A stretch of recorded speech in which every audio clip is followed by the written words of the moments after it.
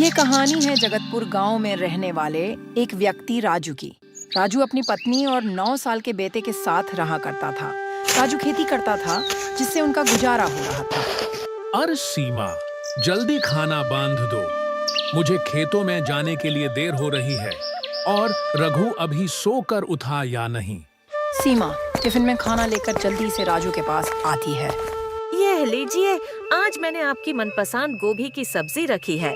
अब ना कहना कि तुम मेरी पसंद की चीज नहीं बनाती हो। अरे वाह वाह, क्या बात है। गोभी की सब्जी की सुगंध तो अलग ही आ रही है। चलो ठीक है, अब मैं चलता हूँ, मुझे वैसे भी काफी देर हो चुकी है। इसके बाद राजू कुदाल लेकर अपने खेत की ओर निकल जाता है। रास्ते में राजू को उसके 2 दोस्त शंकर और मोहन मिल जाते हैं। अरे राजू भाई, आज आपको खेतों में जाने के लिए बहुत देर हो गई। क्या बात, भाभी ने खाना देर से बनाया क्या? हाँ भाई, तुम बिल्कुल सही समझे। लेकिन तुम यहाँ खड़े होकर क्या चर्चा कर रहे हो? तुम्हें आज काम पर नहीं जाना क्या? नहीं नहीं, ऐसी कोई बात नहीं। हमें काम पर जाना है, लेकिन इस बार गांव में चोरों की ठंड पड़ने वाली है, तो हम दोनों बस उसी पर चर्चा कर रहे थे। ठंड तो हर बार ही गिरती है, तो इस बार इतनी चिंता करने वाली कौन सी बात है? कहीं तुम दोनों इस बात के लिए चिंता तो नहीं कर रहे कि तुम्हें ठंड में नहाना पड़ेगा? ये बोलकर राजू जोर जोर से हंसने लग जाता है। अरे नहीं राजू भाई, हमें तो ये सुनने में आया है कि इस बार खून जमा देने वाली ठंड गिरेगी। तुम्हें तो पता है, पिछले साल गांव में ठंड की वजह से 5 लोगों की मृत्यु हो गई थी। और इस बार तो पिछले साल से भी ज्यादा ठंड गिरने वाली है। पता नहीं क्या होगा। और हमारे पास इतने पैसे भी नहीं है कि हम मोटे मोटे कंबल और राजे खरीद सकी। मुझे तो बस अपने परिवार की चिंता है। पिछली सर्दी हमने बहुत ही मुश्किल से बिताई थी। पता नहीं इस बार क्या होगा। मुझे तो अभी से ही बहुत डर लग रहा है। अच्छा, तो ऐसी बात है। अभी तो इस समस्या का समाधान मेरे पास भी नहीं है, लेकिन हम इसके बारे में सोचेंगे जरूर। अभी मैं खेत पर चलता हूँ, मुझे बहुत काम है और पहले से ही मुझे काफी देर हो चुकी है। इतना बोलकर राजू खेत की ओर निकाल जाता है। राजू खेत में काम कर ही रहा था कि तभी उसे ठंड से बचने और खूब सारा पैसा कमाने की एक तरकीब दिखाई देती है। इस बार बहुत ज्यादा ठंड गिरने वाली है। सारे गांव का हाल बेहाल हो जाएगा। क्यों ना मैं जंगल से लकड़ियां काट कर जमा कर लूं, और जब कड़के की सर्दी गिरेगी तो मैं उन्हें अच्छी कीमतों पर बेचूंगा। अगर मेरा यह उपाय सफल हुआ तो मेरे पास बहुत सारा धन इकट्ठा हो जाएगा और फिर शायद मेरी गरीबी के दिन भी खत्म हो जाएंगे। फिर राजू कुदाल लेकर वापस घर की ओर निकाल जाता है। कुछ देर बाद राजू अपने घर पहुंच जाता है। अजी, क्या बात है, आज आप खेत से बहुत जल्दी लौट आए। कोई समस्या है क्या, या फिर आपकी तबीयत ठीक नहीं है? अरे नहीं भाग्यवान, मैं जब खेत पर जा रहा था तो शंकर और मोहन से मेरी मुलाकात हुई। उन्होंने बताया कि इस बार गांव में कड़ाके की ठंड गिरेगी। इसी को लेकर मेरे मन में एक योजना आई है कि मैं जंगल से सूखी लकड़ियां काट कर इकट्ठा कर लूं, और जब खून जमा देने वाली सर्दी गिरेगी तो मैं उसे बेचकर खूब सारा पैसा कमाऊंगा। हाँ, आपकी बात तो सही है। हम ये कर तो सकते हैं। मानना पड़ेगा राजू जी, आपका दिमाग तो मेरी जुबान से भी ज्यादा तेज चलता है। हाँ हाँ, ठीक है। अब मैं जंगल से लकड़ियां काटने जा रहा हूँ, और तुम यह बात किसी को भी नहीं बताना, नहीं तो हमारे सारे किए कराए पर पानी फिर जाएगा। ठीक है जी, मैं ये बात किसी को नहीं बताऊंगी। मैं इस बात को खाने की ही तरह पचा लूंगी। राजू कुल्हाड़ी लेकर जंगल की तरफ लकड़ियां काटने निकाल जाता है। कुछ दूर चलने के बाद उसे कुछ सूखे पेड़ दिखाई देते हैं। वाह, क्या बात है, यहाँ तो बहुत सारे सूखे पेड़ हैं। मैं अब लकड़ियां काटना शुरू करता हूँ। फिर राजू रोज जंगल जाता और बहुत सारी सूखी लकड़ियां काट कर लाता।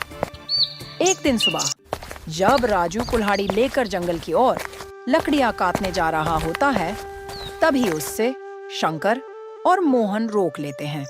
अरे राजू भाई, तुम रोज जंगल से बहुत सारी लकड़ियां काट कर क्यों ला रहे हो?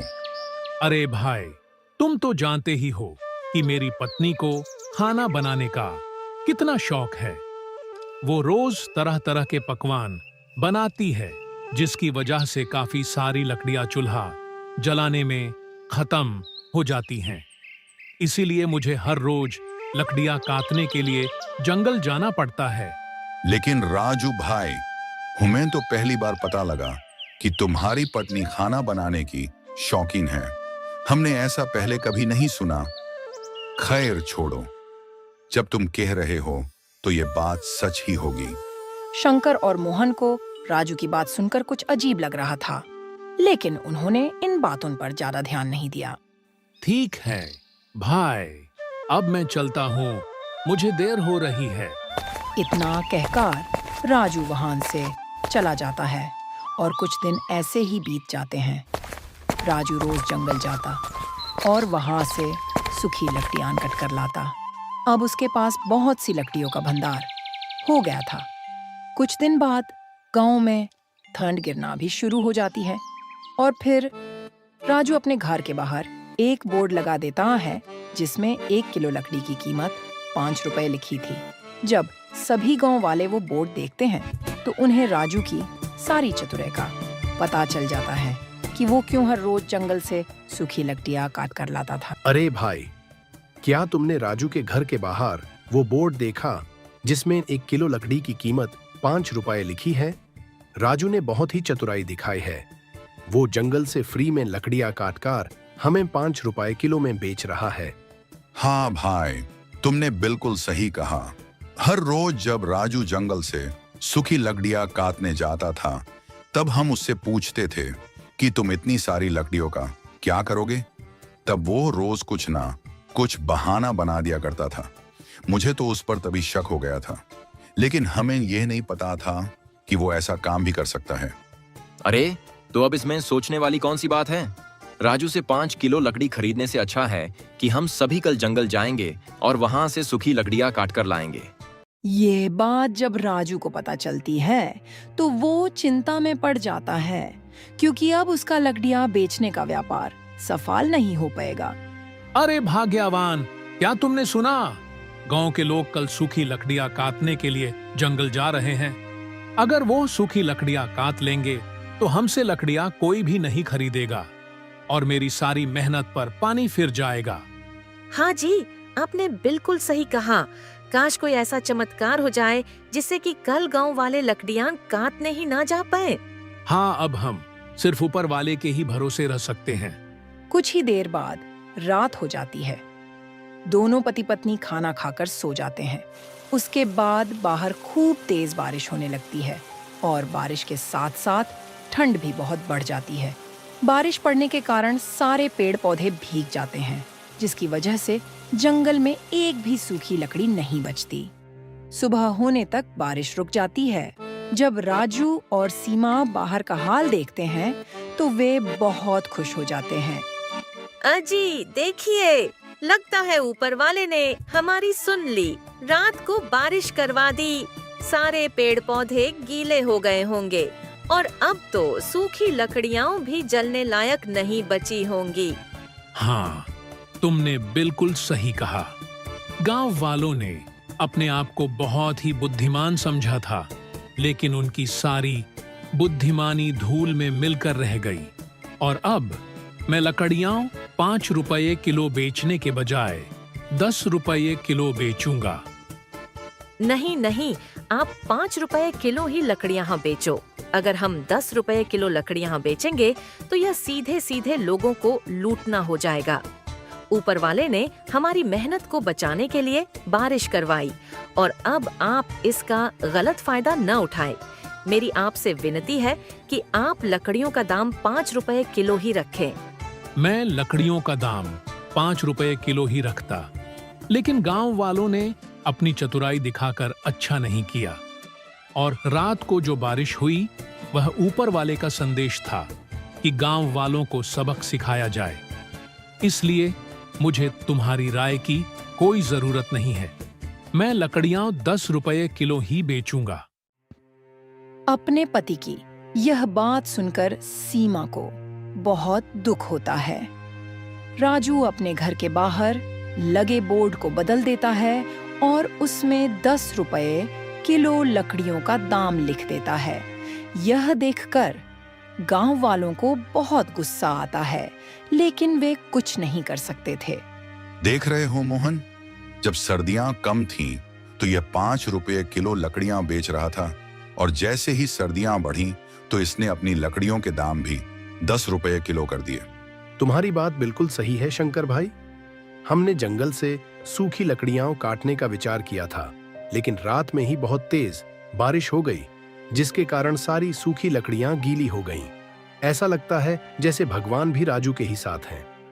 अब हम चाहकर भी कुछ नहीं कर सकते, और अब हमें लकड़ियां चाहिए तो हमें राजू से ही 10 रुपये किलो लकड़ियां खरीदनी पड़ेगी, क्योंकि आग ही हमें इस जानलेवा ठंड से बचा सकती है।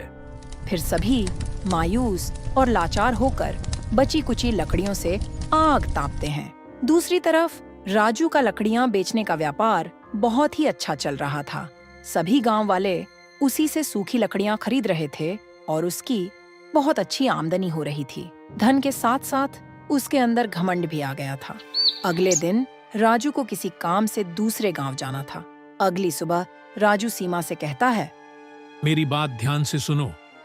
मैं किसी जरूरी काम से दूसरे गांव जा रहा हूं। लकड़ियां बेचने का काम आज के लिए तुम संभाल लेना, और याद रहे, किसी को भी मुफ्त में एक भी लकड़ी का टुकड़ा मत देना। आप लोगों पर इतना अत्याचार कर रहे हैं, मुझे यह बिल्कुल भी ठीक नहीं लग रहा। अभी भी मौका है।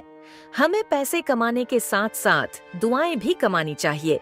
आप मेरी बात मान लीजिए और आल कड़ियों की कीमत कम कर दीजिए, ताकि सभी इस जानलेवा ठंड से बच सकें और हमारा भी थोड़ा मुनाफा हो जाए। अब मेरे दिन इतने भी कमजोर नहीं हैं कि मैं तुम्हारी बातें सुनूं। बस मैं जितना बोलता हूं तुम उतना ही करो।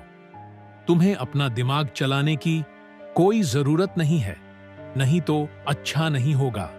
अपने पति की इतनी कड़वी और क्रोधजनक बातें सुनकर सीमा इसके आगे कुछ भी नहीं बोल पाती, लेकिन वह मन ही मन यह समझ जाती है कि विनाश की घड़ी अब नजदीक है। इसके बाद राजू दूसरे गांव की ओर निकल जाता है। घर में अब उसकी पत्नी और 9 साल का बेटा ही था। सीमा घर के बाहर बैठकर आग ताप रही थी और उसका बेटा रघु अंदर खेल रहा था।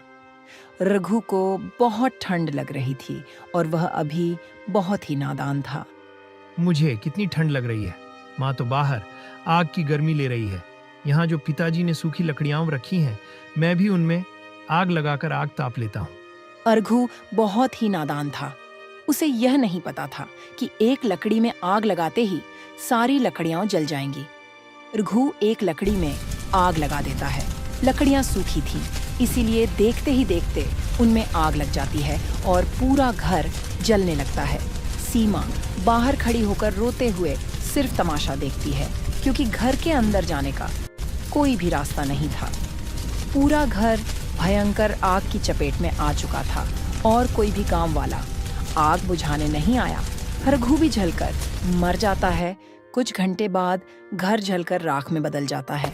जब राजू घर वापस आता है तो सीमा उसे सारी कहानी बताती है। यह सुनकर राजू रोने लगता है और उसे अपने किए की सजा मिल जाती है।